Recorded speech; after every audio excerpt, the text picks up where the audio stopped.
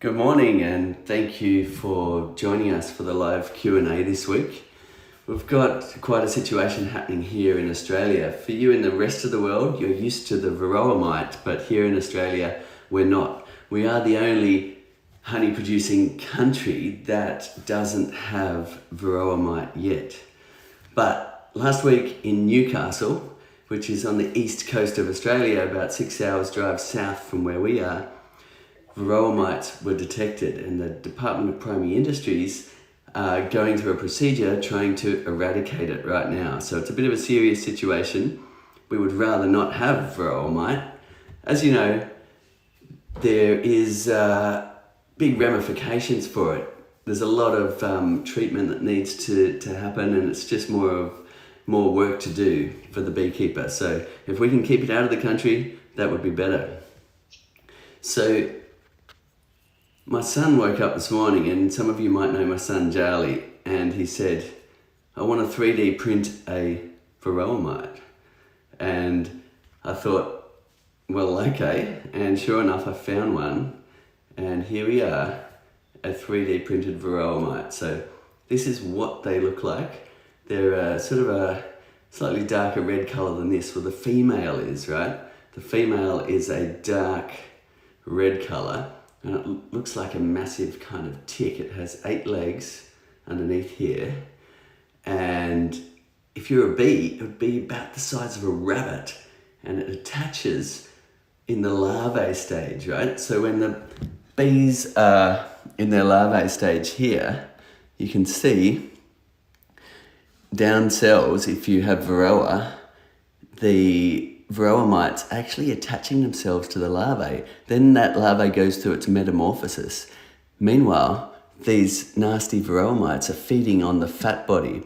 And then when it emerges as a bee, it's still carrying these mites with it. Now, some of them might drop off and they go, and the females might lay eggs in new larvae and so on. So countries that have the Varroa mite need to deal with that, and the way they do it is usually by monitoring how many mites are in their hive, and if they're getting to an excessive amount, they'll tend to treat for those. Now there's all sorts of options there, and if you've got good Varroa mite treatment options, then chime in below and share your knowledge from the rest of the world that does have these annoying little Varroa destructor mites. Now, fingers crossed, here in Australia we can kick it out. The DPI and the Australian Honeybee Industry Council are working hard right now to eradicate the Varroa mites that have come into the Newcastle port. And as recent news last night, there's been more detections 65 kilometres to the northeast of Newcastle as well. So the quarantine zone has been extended. And what we need to do as beekeepers is follow the advice from the DPI. Now, we'll put links in below. It's really important. It's really important that we do our best to eradicate this pest. So if you have a beehive, whether you're a flow hive beekeeper, a top bar beekeeper, conventional Langstroth beekeeper, then you must be registered with the DPI. It is a requirement to register your hive. And in doing so, there's a contribution that goes towards helping situations like this.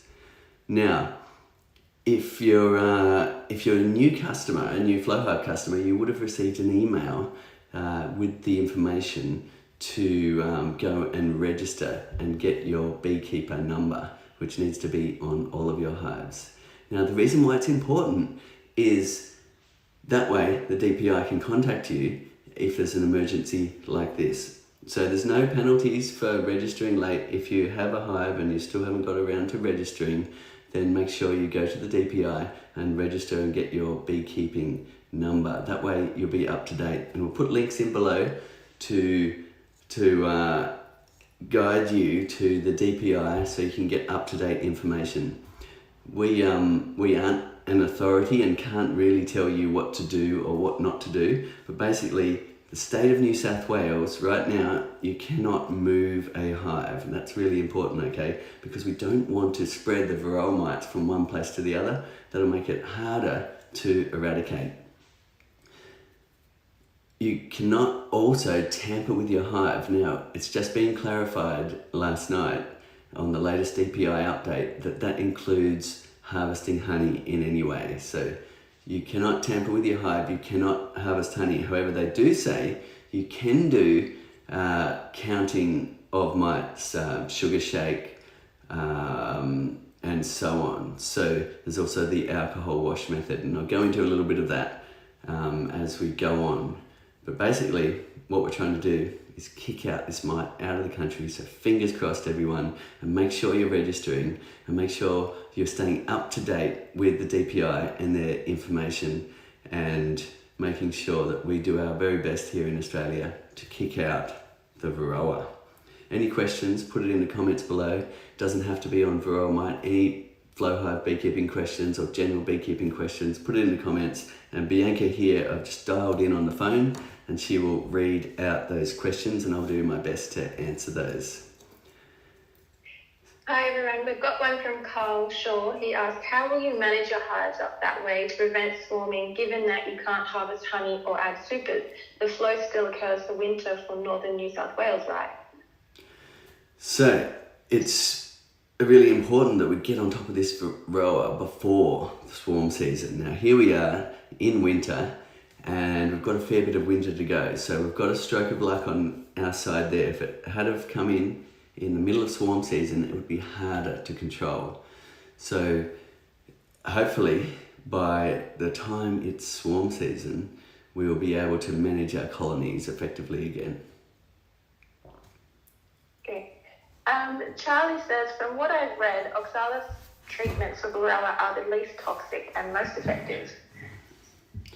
So oxalic acid is a treatment for Varroa. Now what people generally do is they count the mites in various ways and check their hive. Now if they get an infestation, now how this works, right? And lucky for us as flow hive beekeepers, we've equipped our hives with a way to help you count mites should we have to do it here in Australia, but also for the other countries that already have Varroa mite. We made that decision in 2015 when we launched, knowing that it is possible that one day here in Australia we may get Varroa mites to deal with also. So we made it worldwide screen bottom boards.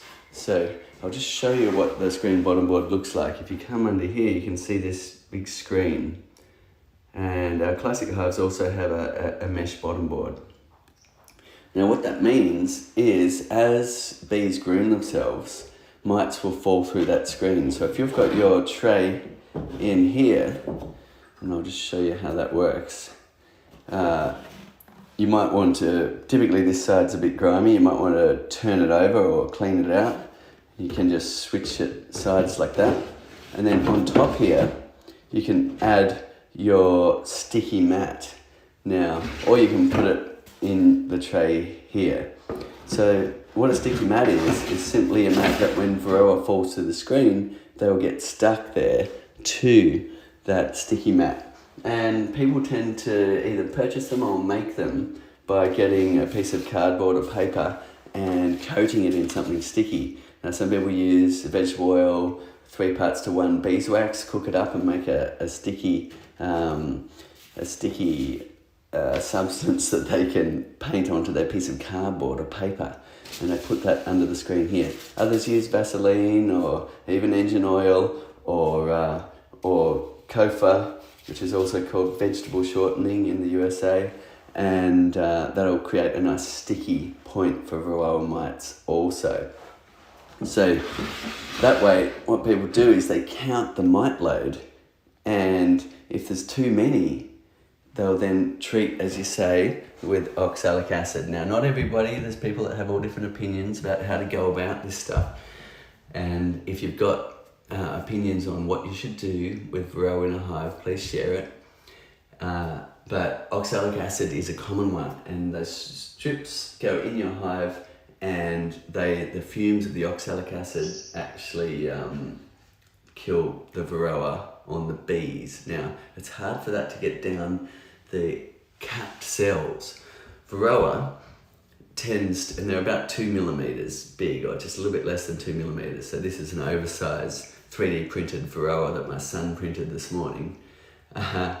And at 2 millimeter size, they attach themselves onto the larvae. Now they prefer drones, they're clever. Drones have 3 more days in gestation. So instead of being 21 days, they're 24 days in their gestation from being a larvae through to metamorphosis and a bee. And that gives the Varroa a bit more time to do its thing and grow up in that cell from an egg. So Varroa only attacks honeybees, and it's very specific, and this is Varroa destructor that's been found at the Port of Newcastle in Australia, which is the most destructive one. So we really hope, fingers crossed, that we can kick it out of the country. Any questions? Travis says, hi, I'm looking at getting into beekeeping and doing some research on hive models, including flow. Would you recommend a flow hive for a very new beginner looking to be very hands-off and let the bees do their thing? Okay, that's a great question. And you should know that no matter what type of hive you choose, then looking after your bees is the same. So down here in the bottom box, we've got typically wooden frames with the bees drawing their wax in a perfectly natural way, and the queen laying eggs and so on. Now, whether you've got a flow hive, a standard Langstroth, a top bar, it's all the same. You need to make sure your hive's happy and healthy, and it's mandatory to inspect your hive for pests and disease. Now, the flow hive invention, which you can see up here, is my father and I's invention we spent a decade working on. And what it's about is harvesting honey. So when it comes to harvesting honey, the flow hive is very different to conventional hives. We've invented the flow frame, which you can turn a key in the top here, and what it does is make channels inside the comb, and the honey flows down and out in a gentle, easy way to bypass the conventional ways of harvesting honey.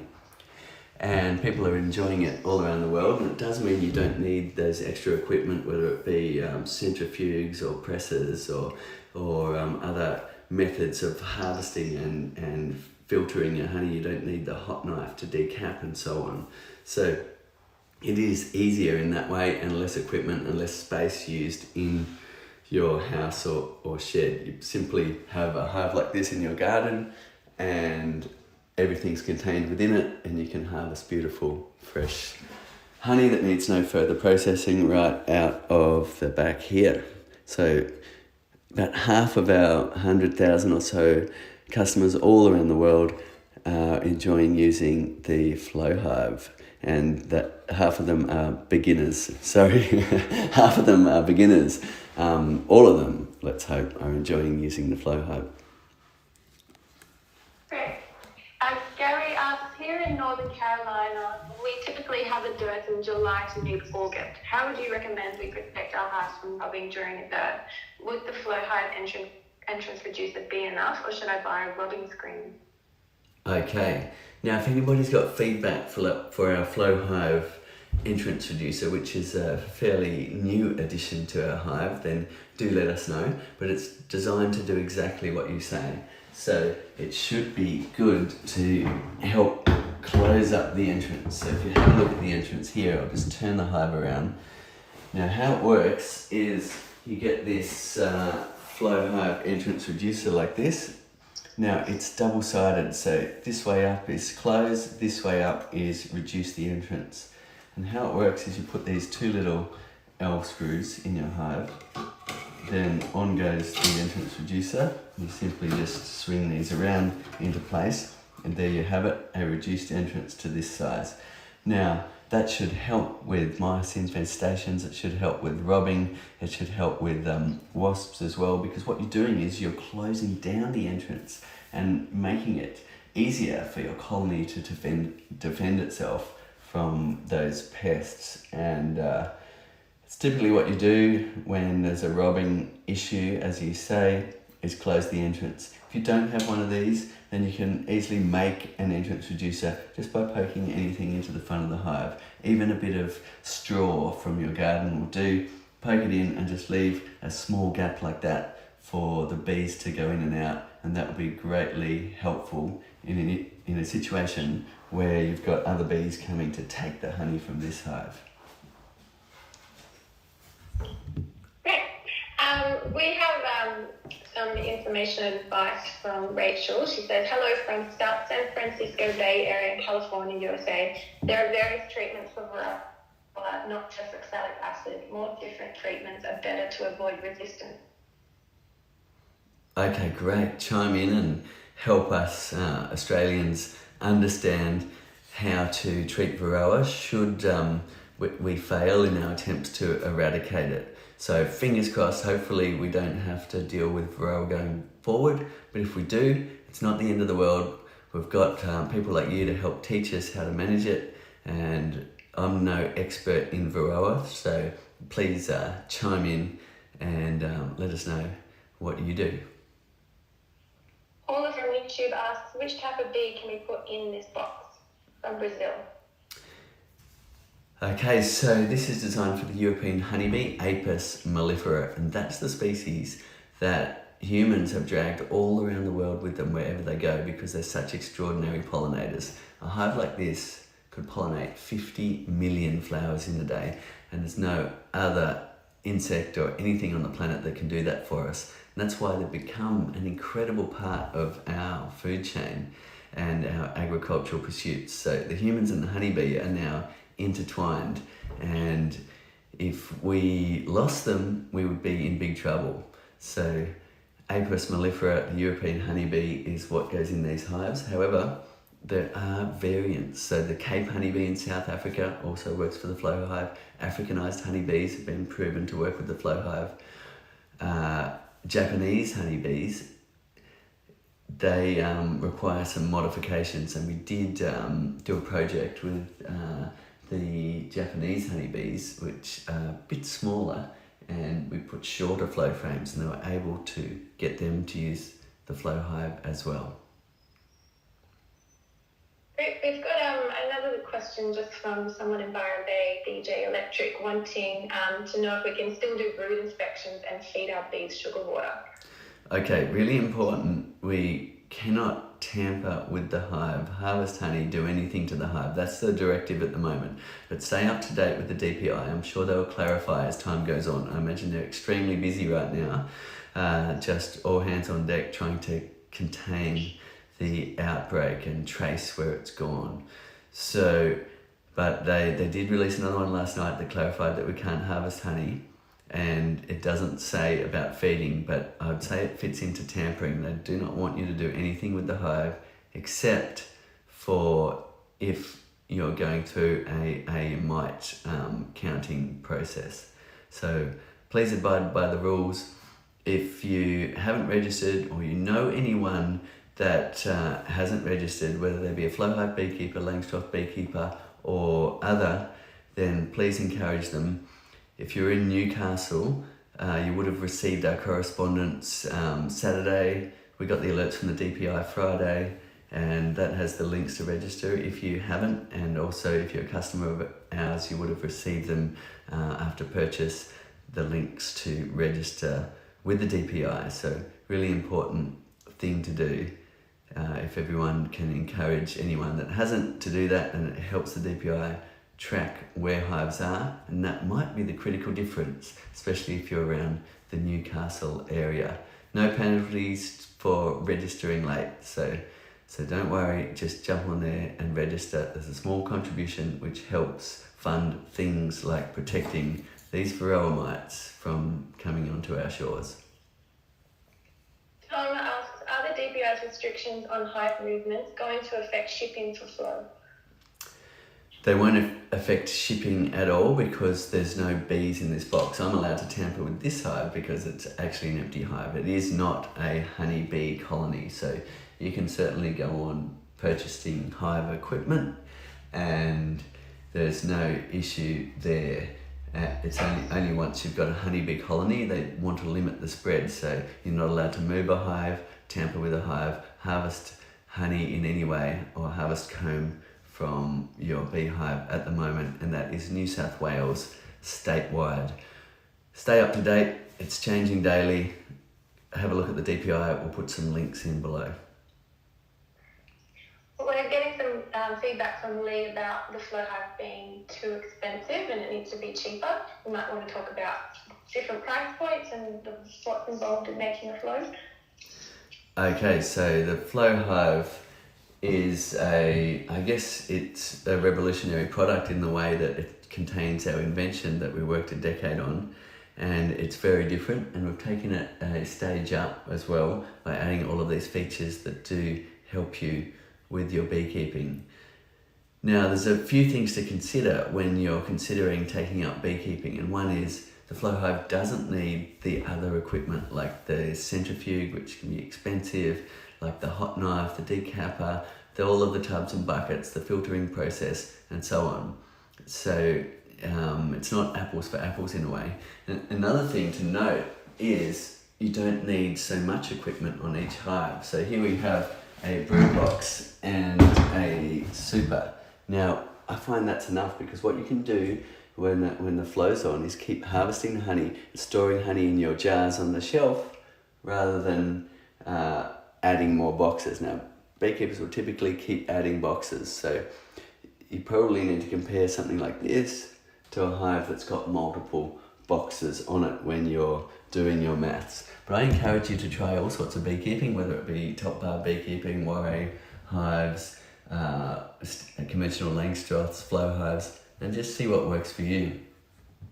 Another thing is we have made some different price points there for people that can't afford all the bells and whistles. We have what's called the hybrid hive, which is roughly half the cost of the others, and it contains just less flow frames in the middle here and then conventional frames either side. It's called the hybrid, so that might be the one to look at if you can't afford the full flow hive with all the bells and whistles.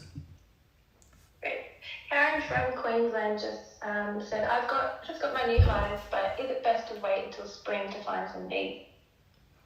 So spring is the easiest time to find bees because bee breeders will be working hard to breed bees, and there's nectar available for them to breed to increase in size. So it's typically springtime is the easiest time to get bees, but whenever you can is the time to get them. So if you can get hold of bees now to get started, then by all means you can start now if you're on the more temperate parts of the country. So on the east coast here, you could start now because we really don't get much of a winter. We've got flowers going all through the winter, and the bees keep working. Now, if you're inland a bit, that might be different. If you're down south, that might be different because here in the southern hemisphere, south is colder, and there'll be a longer winter. And in that case, you might want to wait for the springtime to come, and the bee breeders will tell you when they have them available also. There's a few ways to get started. The easiest way is a nucleus, which is a little going hive. So you've got about half as many frames that fits in this brood box in a little tiny box, if you like, and you can leave them in that tiny box for months if you like, till they're really breeding up a bit and needing a bigger size box. So that makes it less demanding on your time. You can choose when it's the right time for you to add them to your brood box. Other ways are a package where it's basically an artificial swarm where they've shaken a whole lot of bees into a box and they send it in the mail with a queen bee, and that would be better to do in springtime if you're starting with a package, because the package will need a little bit more care to get on its feet. It will need more nectar available to really build out that comb and so on. Taking a split's another way to go. That's going to be better in the springtime.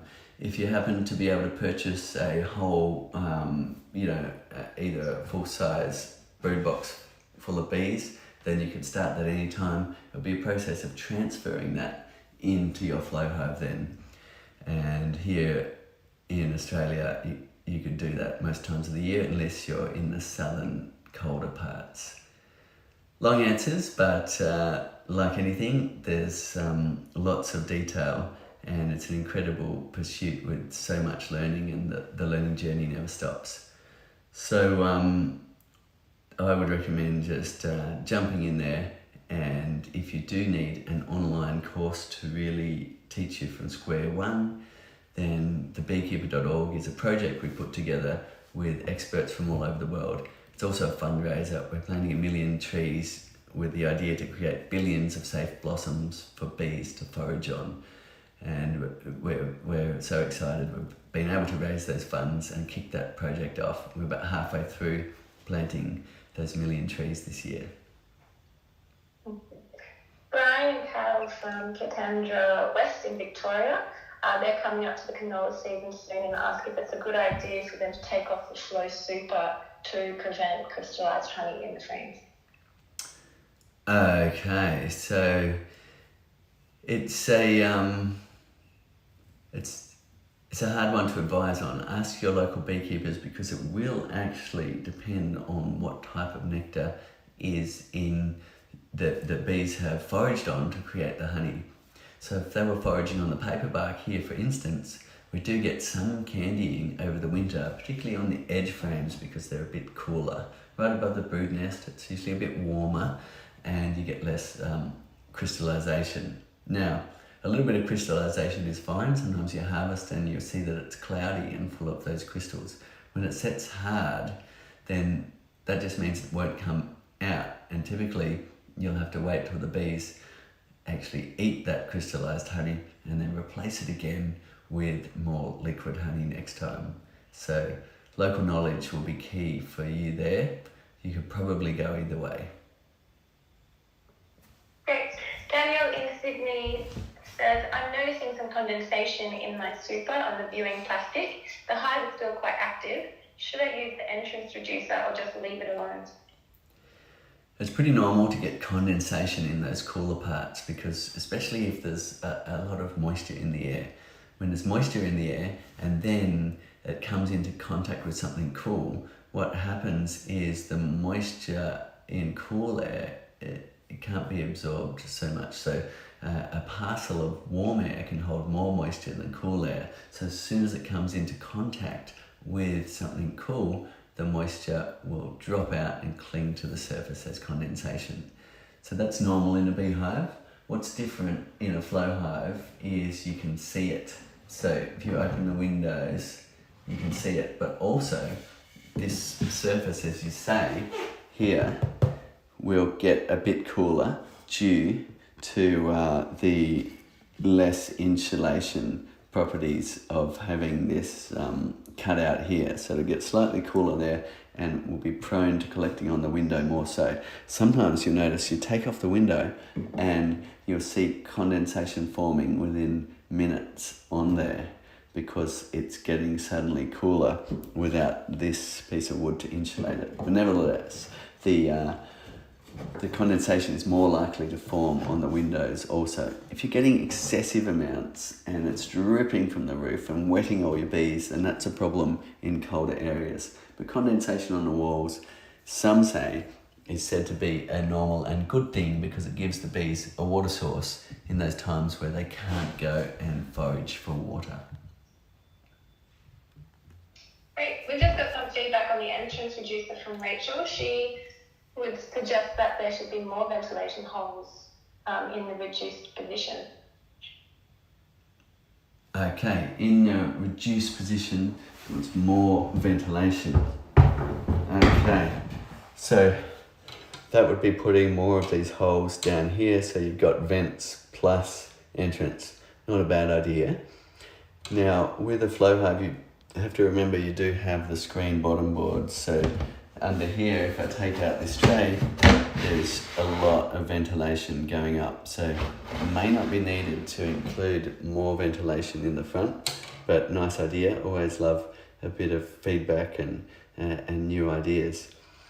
The entrance reducer also doubles as a closure, which is a handy thing when you're moving a hive, just to flick that over like that, and that will actually block the entrance and and you'll see we've included a whole lot of ventilation holes here because even though we've got a big screen bottom board, it can be an issue in conventional hives that when you're moving bees, they don't get enough oxygen and they starve of oxygen in transport. And I have done that when about 20 years ago, and it was awful to watch half the bees suffocate and get pushed out of the hive when I finally opened up the entrance. So you live and you learn, but it is important to have ventilation, as you say.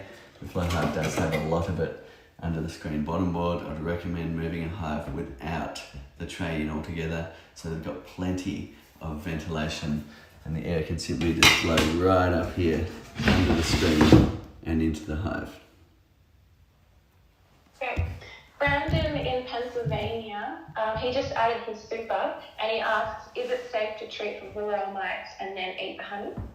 Okay, that is a question that I'll need some input on from anybody who has more experience with the Varroa mite than me. Here in Australia, we've never had the Varroa mite and it hasn't been something we've had to deal with, and hopefully we'll be able to kick it out and we won't have to deal with it going forward. But I can't answer the question in terms of whether it's safe to treat with the treatments when the honey super is on. Great. Another question from YouTube. Kathleen said, my hive is new this year and when checked yesterday, the frames were all waxed together. Should I get them apart now or will they adjust the mess themselves?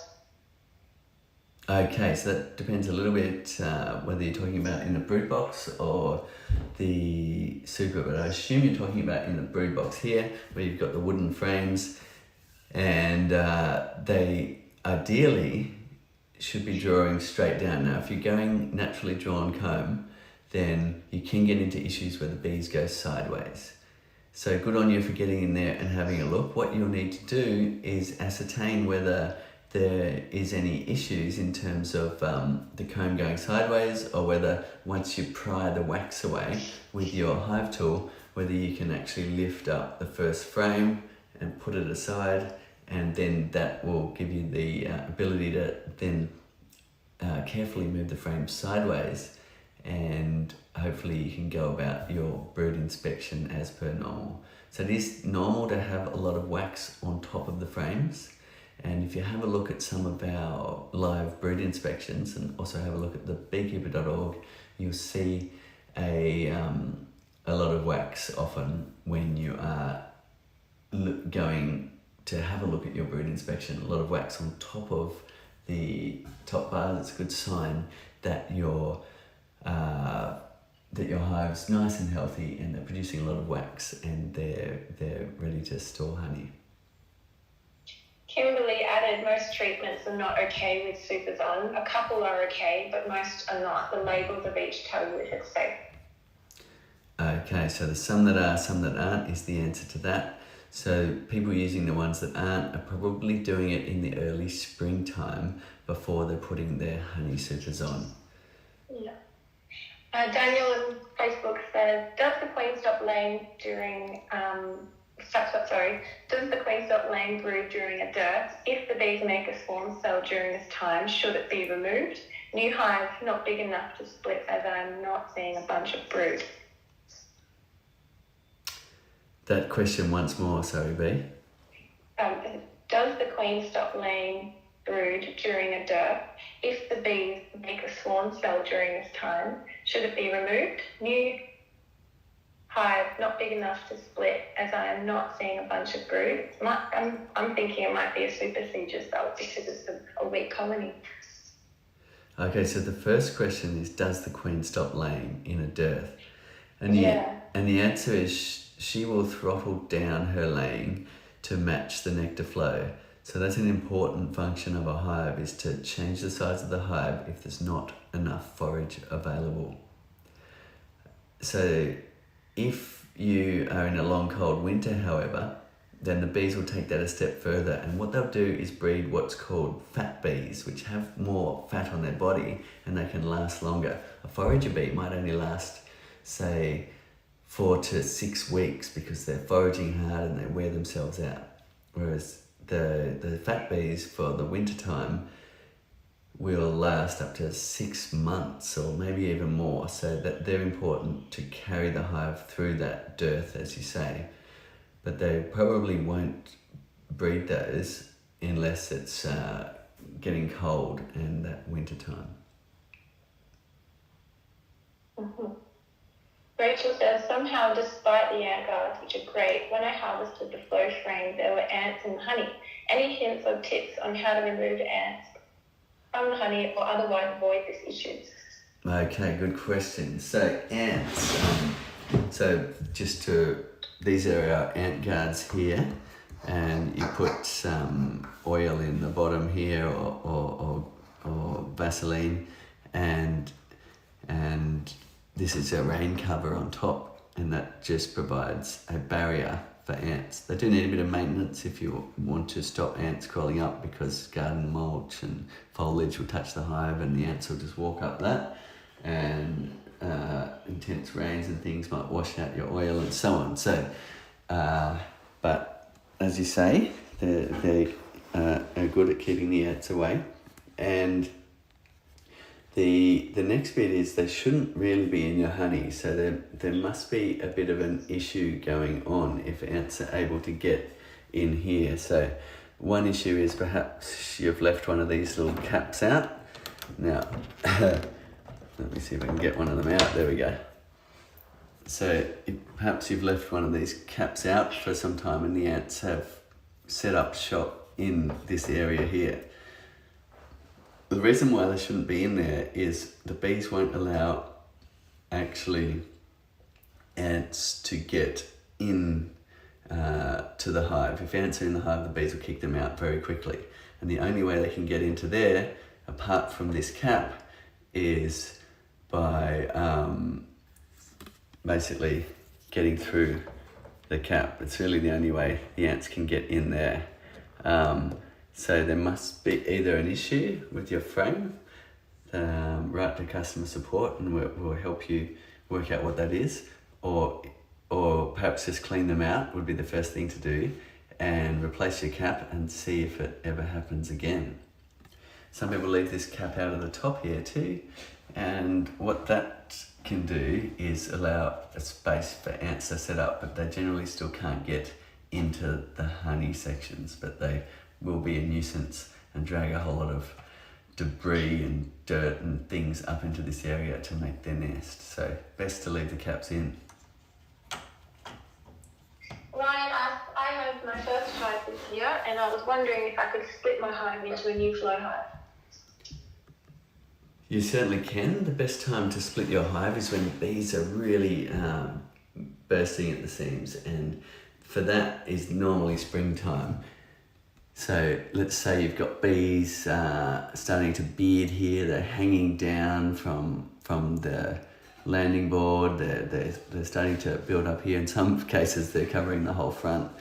Typically they'll do that on a really hot day. You're opening the windows and it's hard to see the comb because there's so many bees in there. Really good idea to take a split, because that will alleviate the main thing that triggers swarming.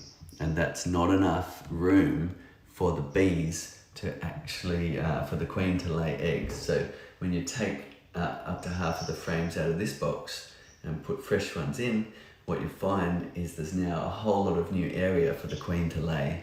So that's a good thing to do for what's called spring management, where you're trying to make some new real estate for the queen to lay in. Charlie asked, my hive is getting really light over winter. Should I feed them, and how do you do that in winter? Okay, so most beekeepers will feed prior to winter if they notice that there's really not many stores to get them through a long winter. Now, here in the east coast of Australia, we're in a subtropical region where we generally don't need to feed them because there is flowers in the winter time too. But if you're in an area that has a long cold winter and there isn't enough stores to get them through, ask for local knowledge about that. But if there's not enough stores to get them through, by all means, feeding them is better than letting them starve. ideally you feed them prior to winter, let them build up stores and leave them alone for the winter time. How you feed them is there's a lot of different ways to feed bees, but one easy way, if you just need to knock up a quick feeder, is on top of your flow hive here under the roof. You'll see a hole, and that's there for feeding bees, and that goes on top like that. So what you can do is mix up some sugar syrup. So you're going to be probably a thick syrup to get them to store honey in the hive, and that will be twice as much sugar by weight as water. You cook that up till it's all dissolved, let it cool, put it in a jar, and then you get a nail and you poke some holes in the lid of the jar, and when you turn it over you get some drips coming out in the beginning, but then they'll stop, and you place that over the top of the hole, and the bees will get up there and they'll suck some of that nectar out of the hole, and that'll be a way you can feed them. You can put a really tall jar, but if you do put a really tall jar, you'll need to add another box to keep it away from, to house it basically. Or under the roof here, I'm flying solo here today, so just bear with me. Under the roof here, you can fit a smaller, kind of wider jar. So if you can imagine, the roof's on top there, and you can either use a small jar if you just want to do a little bit of feeding, or a big jar. You're going to need to elevate that roof with another brood box. There's other ways you can do it. Ziploc bag with some pinholes in it. So you put sugar syrup in a Ziploc bag and just pluck a few pinholes in it, and put that on top of here, take the plug out, and the bees can get up and get the nectar that way as well. Somewhere we've got a video saying how to make a quick and dirty feeder, and I'll run through those examples with you to help you get going. You can also buy a round top feeder which fits more or less under the hive. The roof does sit up slightly, but that is one you can get if you do want to purchase a feeder.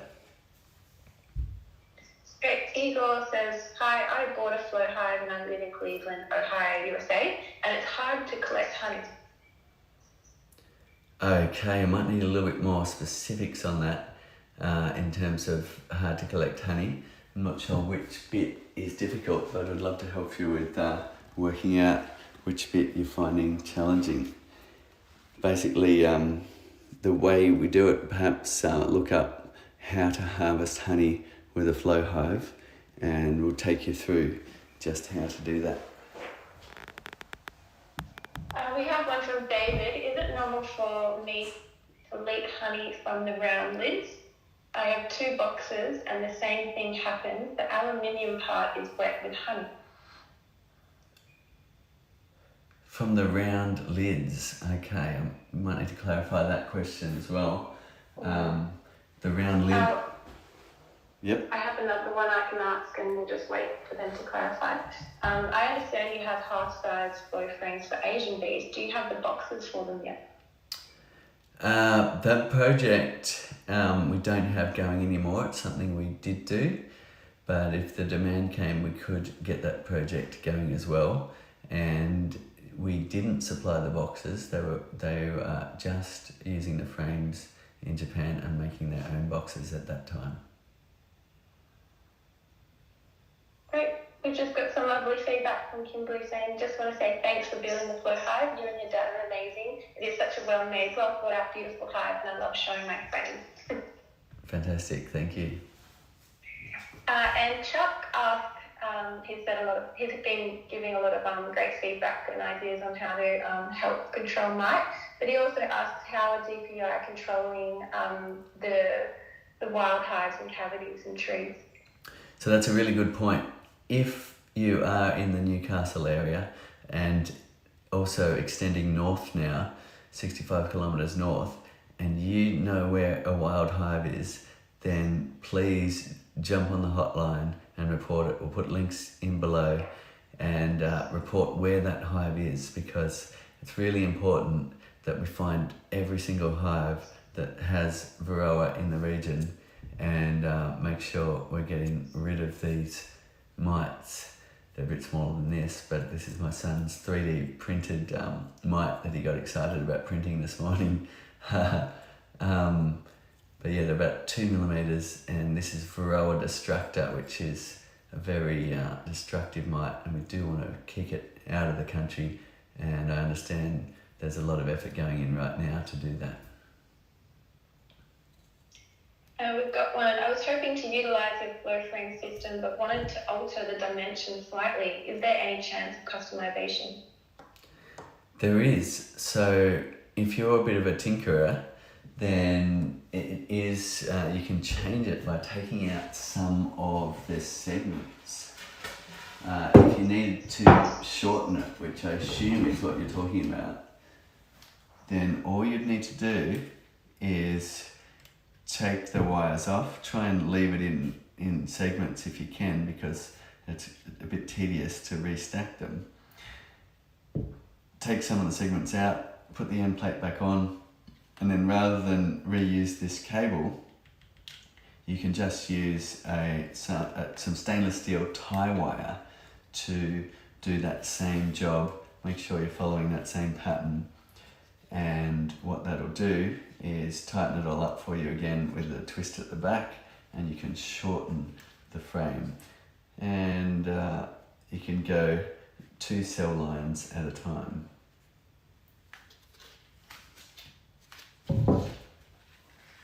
Great. We haven't received any clarification on the 2 earlier questions, but we do have one more from Timothy. I live in Ontario, Canada, and have 4 flow hives. 2 of my hives are not very interested in the flow frames. How do I get them more interested? Okay, you got 4 flow hives, and 2 of them are not as interested. So the recipe for getting your flow frames worked for the first time, because you want the bees to cover them all in wax, you want them to make them their own and use them like any other cells. That first time, some bees are a little bit standoffish. If you have a strong flow, so there's a lot of nectar in the flowers for the bees to go and get, and you also have a lot of bees in your hive, then it happens quite quickly.